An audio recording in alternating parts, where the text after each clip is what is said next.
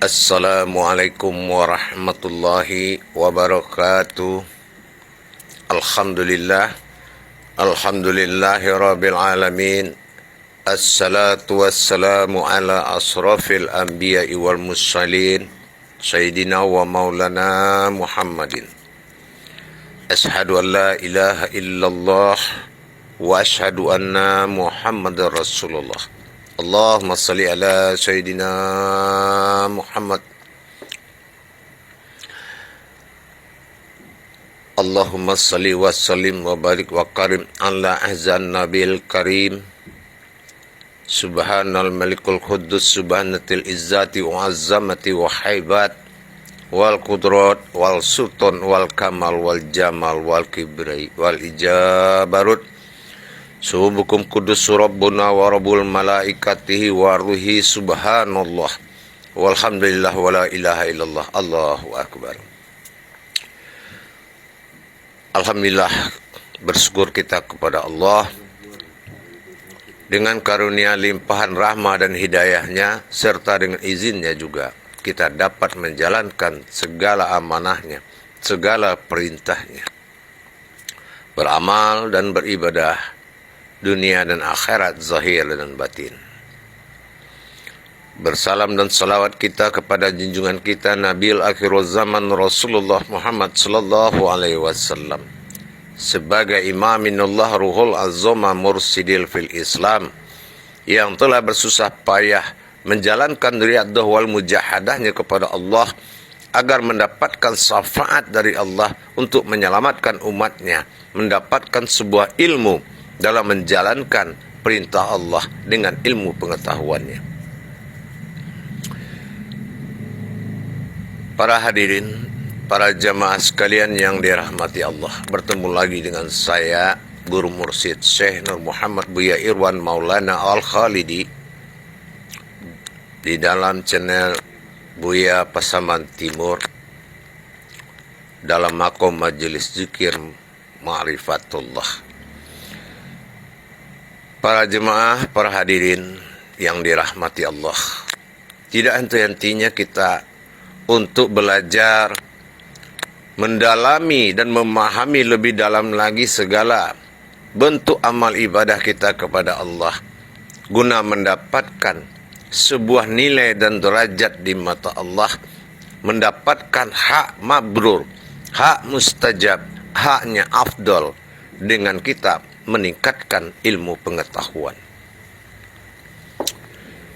Para hadirin jamaah, pada tayangan yang kesempatan ini saya akan mengajak kepada kita semua mengenali sesuatu yang sangat penting dalam menjalankan ibadah kepada Allah, wabil khusus dalam masa tafakur, takharub, tadzakur. Apa itu? Kita akan membuka rahasia demi kebaikan dan kemaslahatan sebuah ibadah kepada Allah, yaitu tentang menggali makom yang dikatakan batin. Para hadirin, para jemaah, kata-kata batin bukanlah suatu kata yang asing di telinga umat Islam, apalagi daripada pengamal-pengamal yang lagi mengadakan iktikaf kepada Allah, yang sedang mengamalkan segala amanah-amanah Allah. Perlulah diketahui kebenaran sebuah amalan itu terjadinya kontak batin dengan Allah. Bagaimana yang dikatakan batin? Yang menjadi hubungan baitullah, menjadi hubungan batin dengan Allah. Jangan kita hanya bisa menyebut batin, sementara gejolak batin yang dari Allah itu sendiri kita tidak tahu. Apakah ciri-ciri khas dari wujud batin dalam diri? Nah, di sini kita akan menggali. Kalau orang atau kita selaku umat Allah tidak tahu makom batin di dalam diri, Dan apa kodrat batin itu sebetulnya? Itu sangat suatu kedustaan kalau dia mengatakan ada rasa yang dialami di saat tafakur kepada Allah.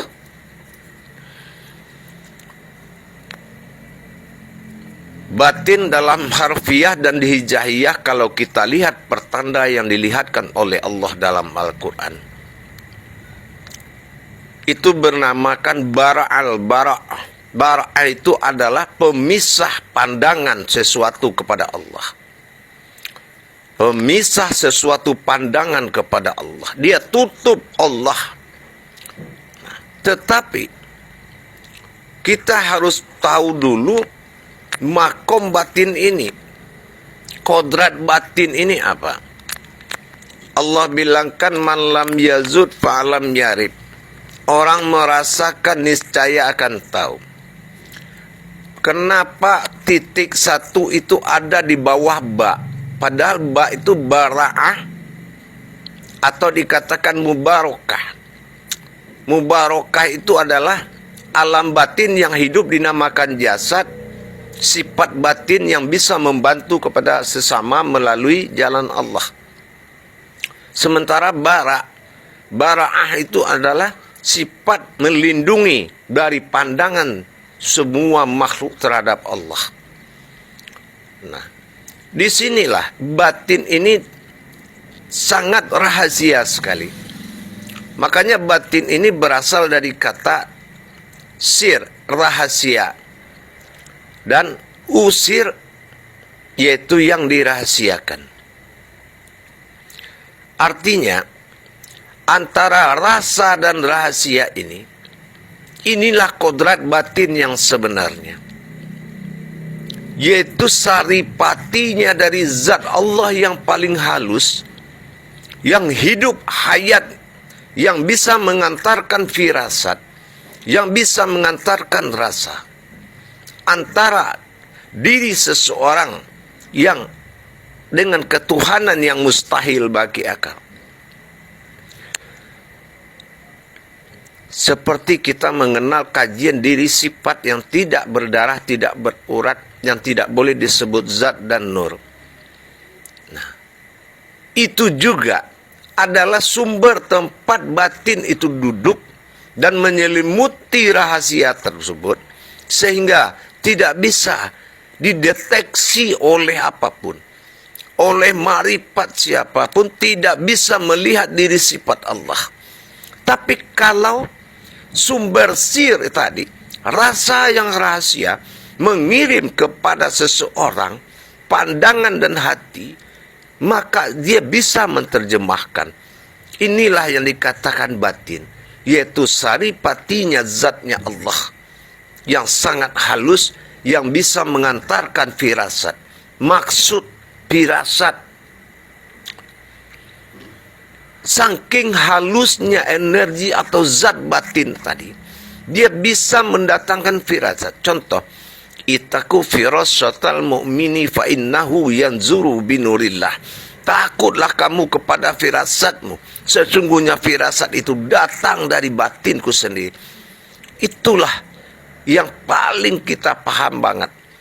Makanya hati-hati kalau kita mendapatkan sir usir, datangnya rasa dari rahasia disebut bara al-batin, yaitu energi atau zat yang paling halus, dan dia bisa memasuki akal, memasuki kodrat diri, memasuki kodrat kolbi, masuki kodratnya marhubah atau jantung. Ini adalah batinu. Yang dikatakan batin itu adalah al-batinu, batinnya Allah. Nah, kalau manusia memiliki suatu kekuatan batin, itu namanya batiniah. Jadi wujud daripada sirnya Allah tadi, itu yang menerjemahkan apa yang kita dapatkan dalam masa tafakur. Contoh, saat bertafakur, kita melihat ada cahaya lewat. Nah, ini siapa yang menerjemahkan? Yang bisa. Tidak ada yang tahu satupun kecuali manusia itu sendiri, yaitu datangnya batin Allah, datangnya zat sir tadi memberitahukan kita sampai kita paham yang kita lihat itu wujudnya apa. Ada yang kita mengamalkan, tiba-tiba kita mendapatkan rasa yang bergetar. Terus kita bingung, dari mana datangnya bergetar. Nah, maka kita dalam mempertanyakan kepada Allah dengan jalan batin tadi, maka kita langsung dapat jawabannya. Kita tidak salah, kita tidak tersesat, karena kita langsung diberitahu oleh Allah. Ini wujudnya yang kamu lihat, seperti ini mewujudnya. Ini yang dikatakan bahasa batin. Tapi kita harus tahu, batinu al-batinu dalam 76, urutan 76 di Asma'ul Husna. Artinya 7 itu sifat, 6 itu alam. Bersifat Allah pada alamnya. Sifat Allah yang menuju alamnya. Sifat Allah yang tidak kelihatan. Menterjemahkan bahasa Allah dan bahasa manusia. Bahasa firasat, bahasa hati. Itu hanya batin yang bisa. Allah bersemayam di dalam diri kita. Kenapa tidak bisa kita lihat? Karena ada batin. Kita bernapas dan bernyawa. Kenapa kita tidak bisa lihat? Karena ada batin. Mana tubuh batin? Tubuh yang menyelimuti zat sir itu.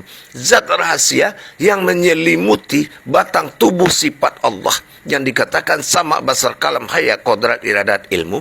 Dibungkus oleh batin menjadi lahud atau rasa. Inilah yang masuk kepada jaringan tubuh zat dan nur yang ada di diri kita. Sehingga kita bisa tersambung kepada Allah. Itu yang dikatakan tubuh rahim. Tubuh rahim itu tubuh yang telah didatangi oleh sifat batin bagi Allah. Tubuh batin. Tubuh sir yang rahasia. Sir usir. Rasa dan rahasia. Jadi bagaimana kita menerjemahkan rasa datang kalau tidak dari rahasia Allah? Kebenaran itu adalah wujudnya Allah pada batin. Titik wujud pada ba. Setelah titik bersembunyi pada ba, hilang alif. Tidak ada kodrat, melainkan kodrat batin itu sendiri. Makanya alif itu tidak terlihat, karena dia diselimuti oleh batinnya Allah. Al-batinu. Jadi jemaah, cukup jelas. Hati-hati, rasa, bayangan, bahasa yang datang dalam masa tafakur, kalau tidak dari batin Allah, tidak mungkin Allah menerjemahkan. Kalau kita merinding, oh di sampingmu ada hantu, ada jin, itu bukan bahasa Allah. Ada ruh yang datang, ruh para wali. Kalau sudah para wali nggak pakai ruh. Ini bukan bahasa batinnya Allah. Kalau bahasa batinnya Allah itu luas. Apabila dia memperlihatkan, berarti kita melihat sesuatu yang belum pernah kita lihat. Tapi apabila kita merasakan yang betul-betul dari batin tadi, kita sudah merasakan yang belum pernah kita rasakan. Itu baru dari Allah. Tapi kalau yang lain, saya melihat ini, saya melihat diri sendiri. Itu ma'rifatul ruh, bukan batin. Itu gejolak. Itu adalah gejolak dari roh idofi di dirimu. Roh yang hayat kepada alam jasadmu. Bukan kaitannya dengan Allah. Kalau dengan Allah, mustahil bagi akal, wajib bagi akal. Itu baru dari Allah. Inilah batin. Supaya kita bisa menerjemahkan apa yang kita dapat. Jangan nanti ada iblis, ada jin, ada setan, ada malaikat mengaku Allah. Seperti kita diuji di sakaratul maut. 7 ujian. Mulai dari bentuk kita sampai ke mengaku Allah, semua bentuk datang. Tapi kalau batinmu hayat, batin Allah itu terpelihara dirimu, dan kamu bagian dari batin Allah, tidak satupun yang bisa menipumu, karena sudah ada rasa dari Allah, yaitu batin. Rasa, rahasia, berwujud menjadi batin saripati daripada zatnya Allah. Makanya Muhammad itu asal jadinya dari iradah, karena dikehendaki. Kenapa? Karena hubungan batin tadi. Asal dari muasal adalah itu dia, batinnya Allah itu. Jadi dalam hal ini, para jemaah dan hadirin sekalian, jangan mau diperbudak oleh makhluk dalam ibadahmu. Jangan mau diperbudak oleh ruh-ruh yang tidak ada berkodrat di mata Allah. Tidak mungkin ada kita zikrullah tapi yang datang jin. Allah itu bukan rumah kosong. Kalau memang kamu masuk dari pintunya, lenyapnya alif itu menjadi zat, lenyap zat menjadi sir, lenyap sir dalam batin. Duduk kamu di alam sukun batin yang kosong, mewujud kamu sebagai dia bagi Allah. Makhluk mana yang bisa dekat denganmu? Jangan mau dibohongi dan dihayalkan oleh setan. Sudah ada kode sir bara'ata ansirun. Sesungguhnya batin itu adalah ba yang tersirat, artinya adalah saripati dari zatnya Allah Subhanahu wa taala. Kamu lebih tahu apa yang kamu rasakan. Man lam yazud fa lam yarib. Tapi yang datang ke zikirmu, dia tidak tahu apa yang kamu rasakan. Hati-hati para jemaah. Saya mengingatkan, tidak ada campur tangan kekuatan apapun di dalam tafakurmu kalau kamu memang sudah di dalam batinnya Allah, sudah didatangi oleh sirnya Allah, rahasia yang berwujud batin, yang menjadi, yang menuntun zikirmu, yang menuntun petunjuk semuanya, mulai dari wahyu, ilham, laduni, irhas. Itu tidak bisa dimasuki oleh makhluk lain. Makommu adalah batinu, duduk dalam sifat batiniah diri. Kita nyatakan dengan nyata. Satu pertanyaan, dari mana dasarnya alif pada bismillah tidak kelihatan? Bukan tidak ada. Membuktikan ada titik di bawah ba. Itu sudah bahasa tentang alif. Aku wujud pada batin. Berarti alif itu tidak perlu dicari, karena dia sudah ada dalam batin. Aku wujud pada batin. Jadi bagi yang mencari alif itu stres. Tidak ada alif bisa dicari.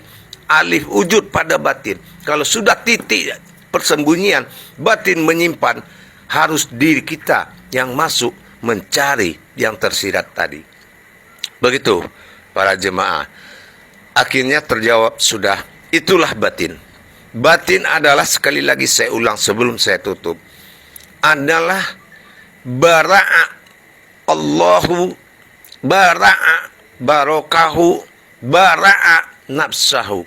Jadi kalau batin menyimpan diri, menyimpan alam, dan berwujud sebagai diri, berwujud sebagai alam, itu batin. Contoh jasad kita. Kalau jasad kita ini, kalau kita sudah tahu makan mana tubuh rahim itu, tubuh rahim, sekarang rahim siapa yang bisa lihat? Tidak bisa. Nah, tubuh rahim itu adalah tubuh hakikat. Kalau dikatakan dalam ilmu qadar adalah tubuh lahu. Kalau tubuh lahu, kita hanya bisa mengaku tanpa melihat, tapi dengan batin semua terlihat, termasuk apapun. Makanya ada ainul basirah. Ainul basirah, ingat. Mata batinmu. Batin itu adalah mata. Batin itu kodrat yang melihat. Ain melihat. Ba adalah batin. Sir adalah rahasia. Roh itulah wujud. Jadi tidak ada yang bersembunyi dari mata batin. Ainul basirah. Maka jangan dibodoh-bodohi oleh amalan.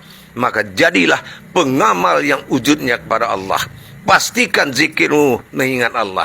Begitu juga kalau kamu sudah berdiri dalam batin dalam solatmu, maka kamu bisa mengebatin Allah tanpa ruku dan sujud. Kalau kamu bermasalah dalam keadaan fisikmu, insya Allah permudah dirimu, permudah ibadahmu. Jangan mudahkan kamu, jangan memberikan kemudahan kepada kebodohan. Insya Allah. Baik para jemaah sekalian, mungkin sampai di sini saya bisa membantu untuk memperjelas ilmu-ilmu tauhid kepada Allah. Akhirul kalam, kalau memang harus dipertanyakan dan belajar, lihat di YouTube itu ada grup-grup yang sudah saya siapkan.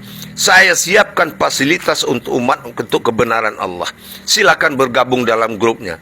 Lihat di YouTube itu sudah ada nomor-nomor yang sudah ada grupnya. Daftarkan nomor, jangan takut, kurang jelas datang ke majelis saya. Tidak ada imanmu, datang. Tidak ada ilmumu, datang.